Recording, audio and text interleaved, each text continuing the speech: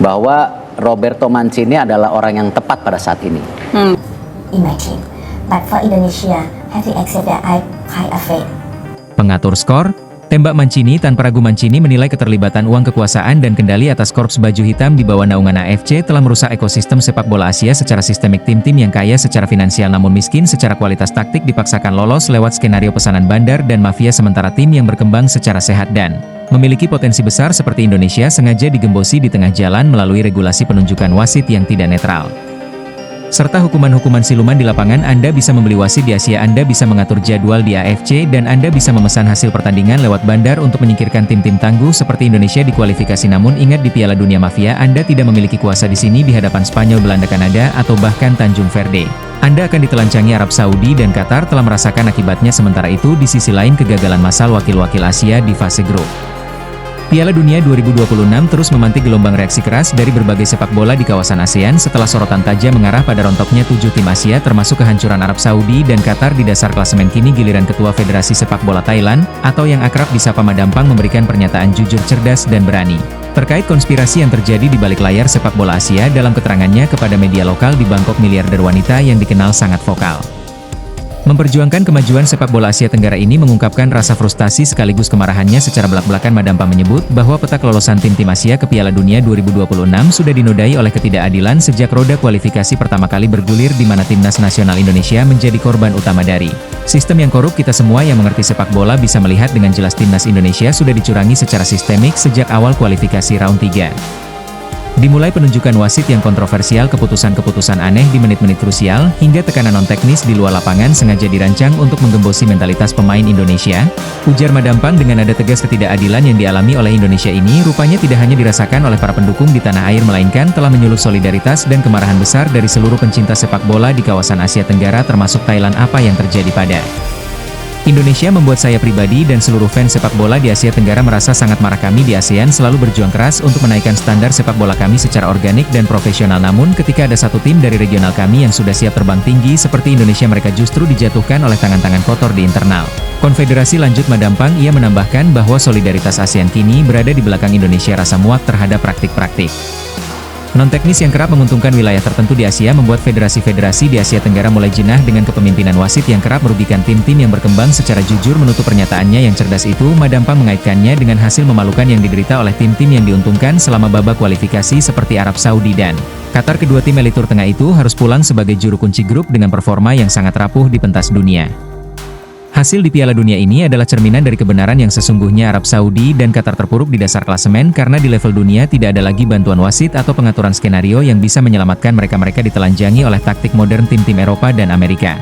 Cetus Madampang. Bagi Madampang, rontoknya tim-tim yang lolos lewat jalur settingan ini harus menjadi momentum evaluasi total bagi AFC jika konfederasi terus memelihara praktik kecurangan dan mengabaikan tim potensial seperti Indonesia yang berjuang lewat jalur prestasi bersih, maka wajah sepak bola Asia akan terus dipermalukan di panggung internasional. Pernyataan berani dari Madampang ini kini memicu gelombang desakan dari netizen ASEAN agar adanya reformasi besar-besaran terhadap badan pengatur sepak bola Asia. Tapi tunggu, benarkah kabar tersebut? Simak hasil penelusuran admin di akhir video ini ya guys. Telah ditelusuri oleh admin berita pertama tadi hanya karangan ya guys, tujuannya untuk edukasi penonton karena mulai marak berita karangan yang menyebar di YouTube. Penulis juga sudah memperingatkan agar hati-hati sebelum menyebarkan video ke orang Thailand dan Italia. Mimpi timnas Portugal mengangkat trofi Piala Dunia 2026 disebut tak hanya bergantung pada kualitas kuat atau kecerdikan taktik Roberto Martinez. Menurut mantan penyerang Manchester United Luis Saha, ada satu tantangan yang justru berada di dalam diri sang kapten Cristiano Ronaldo. Saha menilai Portugal hanya bisa melangkah lebih jauh apabila Ronaldo mampu mengendalikan ambisi pribadinya demi kepentingan tim. Pernyataan itu muncul setelah penampilan mengecewakan Seleção Daskin pada laga perdana grup K. Portugal yang dirumbulkan meraih kemenangan justru harus puas bermain imbang 1-1 melawan Republik Demokratik Kongo. Hasil tersebut semakin menjadi sorotan karena Cristiano Ronaldo gagal mencetak gol meski tampil penuh selama 90 menit. Atas kepercayaan Roberto Martinez, mega bintang berusia 41 tahun itu tak mampu memberi perbedaan di lini depan. Satu-satunya gol Portugal justru lahir melalui João Neves, sementara Ronaldo kembali mengakhiri pertandingan tanpa mencatatkan namanya di papan skor. Penampilan sang kapten pun langsung menuai kritik.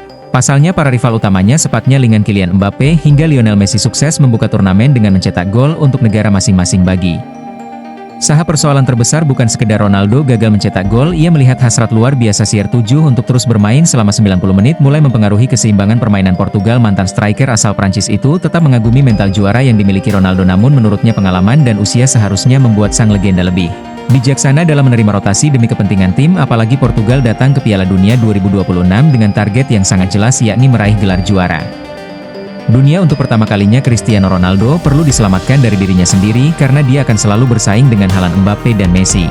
Ujar Saha seperti dikutip dari TMW, dia ingin bermain setiap menit untuk memecahkan rekor. Kita semua tahu seperti apa mentalitasnya, namun saya rasa dia juga memahami bahwa Portugal membutuhkan tempo permainan yang tinggi, pressing yang agresif dan energi maksimal. Semua itu membutuhkan perubahan lanjutnya meski telah menggoleksi 973 gol sepanjang karir profesionalnya. Kontribusi Ronaldo di turnamen mayor mulai dipertanyakan. Mandul pada laga pembuka membuatnya kini telah menjalani 10 pertandingan berturut-turut tanpa mencetak gol di ajang besar bersama timnas Portugal. Situasi itu semakin memunculkan pertanyaan mengenai ketergantungan Portugal terhadap sosok Ronaldo, padahal Roberto Martinez memiliki banyak opsi penyerang berkualitas seperti Gonzalo Guedes, Rafael Leao, Gonzalo Ramos, Joao Felix, hingga Pedro Neto yang siap memberikan warna. Berbeda di lini depan ketika seluruh pola serangan terlalu berpusat kepada Ronaldo. Kreativitas permainan Portugal dinilai menjadi lebih mudah ditebak lawan, bahkan efektivitas penyelesaian akhir mereka disebut mengalami penurunan karena terlalu bergantung pada satu target utama. Kini duel menghadapi Uzbekistan pada matchday kedua grup K menjadi momen penting bagi Portugal untuk bangkit jika ingin menjaga asa menjuarai Piala Dunia 2026.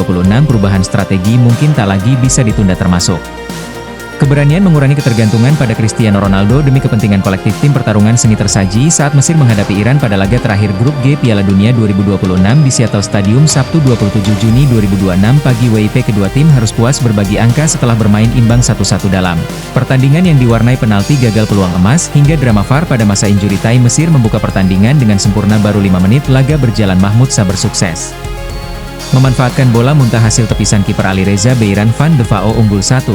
Keunggulan tersebut nyaris langsung sirna ketika Iran memperoleh hadiah penalti pada menit ke-11. Sayangnya kesempatan emas itu gagal dimanfaatkan Mehdi Taremi setelah eksekusinya berhasil dibaca dan ditepis gemilang oleh kiper Mesir Mustafa Ser. Meski gagal dari titik putih, Iran tidak membutuhkan waktu lama untuk membalas 3 menit berselang. Ramin Rezayan sukses menyambar bola rebound hasil penyelamatan Sob dan mengubah skor menjadi 1-1 setelah kedua tim saling membalas gol di awal pertandingan. Tempo permainan tetap tinggi hingga babak pertama usai, namun tak ada lagi gol tambahan yang tercipta sehingga skor imbang bertahan hingga turun minum. Memasuki babak kedua, Iran langsung mengambil inisiatif serangan. Mehdi Taremi kembali memperoleh peluang pada menit ke-47, tetapi tendangannya masih melambung di atas mistar gawang Mesir. Mesir merespons lewat Trezeguet yang 2 kali mengancam dalam kurun 3 menit.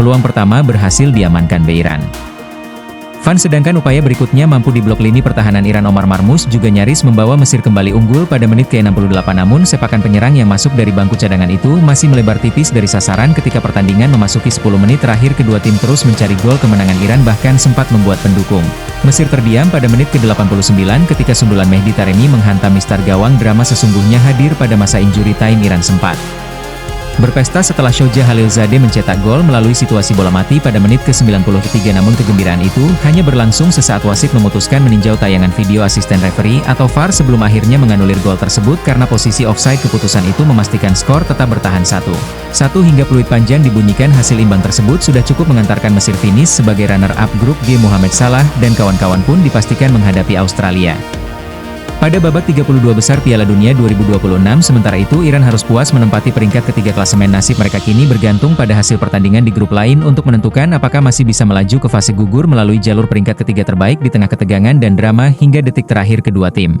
sama-sama memperlihatkan semangat juang tinggi, namun hanya Mesir yang bisa bernapas lega setelah memastikan tiket ke fase gugur, sedangkan Iran kini harus menunggu dengan penuh harap meskipun harus puas dengan hasil imbang. Perjuangan dramatis antara Mesir dan Iran ini menutup babak penyisihan grup dengan tensi yang luar biasa tinggi. Fase grup Piala Dunia 2026 kali ini benar-benar membuktikan bahwa panggung tertinggi sepak bola dunia tidak pernah bisa diprediksi hanya di atas kertas. Ketika tim-tim besar harus memeras keringat ekstra dan negara-negara kejutan mulai unjuk gigi, setiap detik di lapangan hijau menjadi penentu hidup dan mati bagi mimpi sebuah bangsa. Kini, fokus dunia langsung tertuju pada babak 32 besar yang dipastikan akan menyajikan laga-laga yang jauh lebih sengit, taktis, dan penuh emosi. Bagaimana menurut kalian, guys? Apakah tim jagoan kalian berhasil lolos ke fase gugur, atau justru harus angkat koper lebih awal seperti raksasa Asia lainnya? Tulis prediksi dan pendapat kalian di kolom komentar di bawah ya. Jangan lupa untuk like, share, Dan subscribe channel ini agar kalian tidak ketinggalan update terbaru dan analisis mendalam seputar Piala Dunia 2026. Sampai jumpa di video pembahasan berikutnya. Salam olahraga.